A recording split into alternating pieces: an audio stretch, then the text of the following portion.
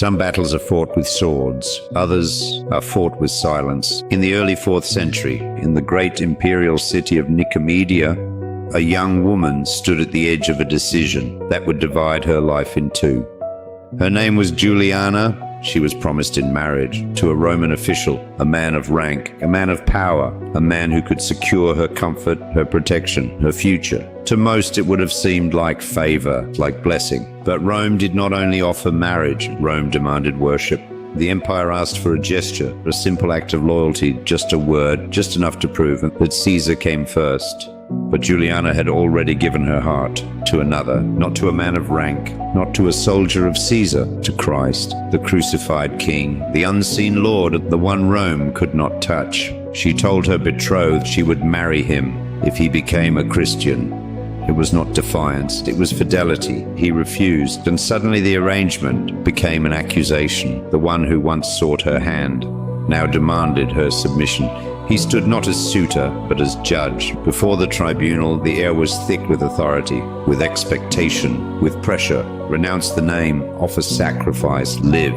The offer was simple, so was her answer. No, not loudly, not theatrically, not with anger, but with a steadiness that unsettled the room. Because Rome understood power, it did not understand surrender.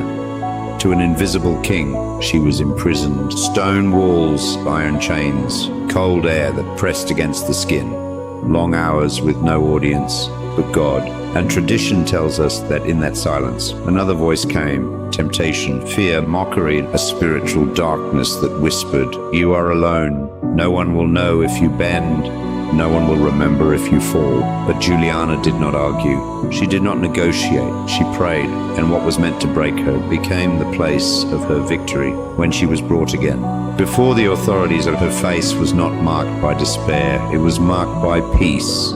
The kind of peace that does not come from safety, the kind that comes from belonging entirely to God. They could threaten her body, they could wound her flesh, they could tighten the chains around her wrists, but they could not move her will, because her heart no longer belonged to Rome, it belonged to Christ. In the end, the sentence was death. No spectacle, no triumph of empire, no grand speeches, only a blade and a young woman who would not betray her Lord. History remembers emperors by the monuments they built. The Church remembers Juliana for the vows she kept. She teaches us that purity is not fragility, it is strength. That fidelity is not weakness, it is fire. And that sometimes the most powerful word in history is a quiet, unwavering no, spoken for love. On February 16th, the Church whispers her name, not because she conquered armies, but because she conquered fear. St. Juliana of Nicomedia, pray for us.